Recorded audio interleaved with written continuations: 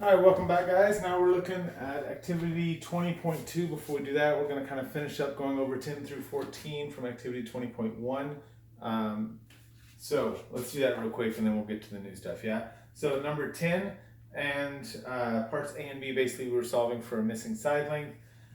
In A, we were looking for one of the shorter legs, so we're having to do subtraction. 38 was hypotenuse, so we did 38 squared minus 27 squared. Here's the math. You get down to the square root of 715. 715, if you break it down, is 5 times 11 times 13, all of which are prime, so it doesn't go anywhere. So the magic answer here is the square root of 715. That's as far as you can go, so that's what you write, all right? When you get to B, you're actually looking for that hypotenuse, so this time we're going to do addition. 35 squared plus 14 squared. When you work that out, you actually get 7 times 29 when you're breaking that apart, and the 7s repeat, so therefore your final answer here is going to be 7 squared root of 29. Hopefully that makes sense. Again, the work is there if you have any questions about it. Number 11. Number 11, I went ahead and drew the picture because they didn't give me one. And number 10, they gave me pictures, so I didn't draw it. So that's kind of a hint. You always want to have a picture. If they don't give it to you, draw it. Number 11, I drew the picture. Again, I'm looking for one of the shorter sides. In reality, I'm looking for the area, but I need to find the shorter side first before I can get that. So I do 20 squared minus 13 squared. I do some work. Now notice here in number 11, because they asked me for the area, and they don't ask me to write it as a reduced radical, I actually use a decimal here. Square root of 231 is 15.2 approximately, okay? And so my area would be 15.2 times 13, and then my units would be feet squared because they were both in feet. Number 12, they give you 4 sets of numbers. Even though some of them are very close to being Pythagorean triples, close doesn't cut it, they have to be exact. D is actually the answer for number 12. And so D is actually 9, 40, and 41. And if you square those, 9 squared plus 40 squared equals 41 squared. And that's what you're looking for. Number 13, again, they give us measurements and they're looking for something. They don't ask for radicals. This is like a real world. So in the real world examples, you're going to use the decimals, okay? And so the decimals I got for 13 was 39.5. Why? Because they're looking for perimeter, not area. So you need to find for that missing value, add the 6 to it, and then double it to get the perimeter of the whole shape, okay?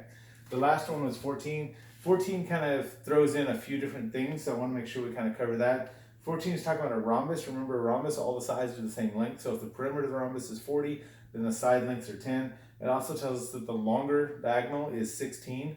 That diagonal is going to be bisected because a rhombus is a parallelogram, so therefore the diagonals bisect each other. So half of that is going to be 8. So up and down is 16. Half of that is 8. Side length of 10. You've got 8, 10, and you've got your missing part of your diagonal. You would solve for x equals 6. Now technically what the question asked for was the entire diagonal all the way across. So this part would be 6, and so with this, you would add those together, and the answer for 14 is actually going to be 12. Okay, so hopefully that makes sense. The answer is 12.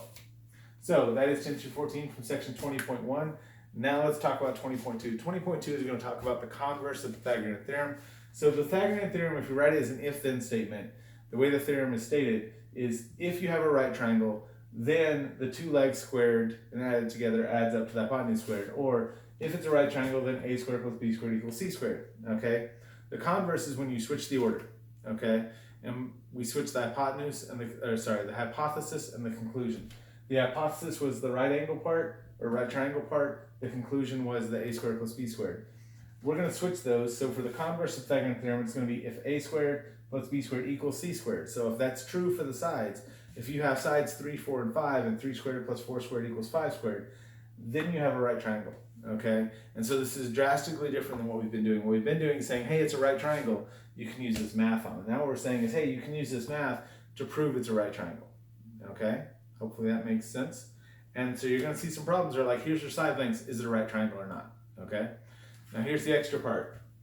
It's a right triangle, then you get a squared plus b squared equals c squared. And so that's our formula that we have for this one. We would have a squared plus b squared equals c squared, okay? Now let's talk about two possibilities. If this angle itself were to close, if this angle were to get smaller, okay? If this angle were to get smaller, what would happen to the hypotenuse? The hypotenuse would get shorter. As the hypotenuse gets shorter, it means that your square would get smaller. So what happens is for an acute triangle, so this is an acute triangle, you're going to get a squared plus b squared is going to be greater than c squared, okay?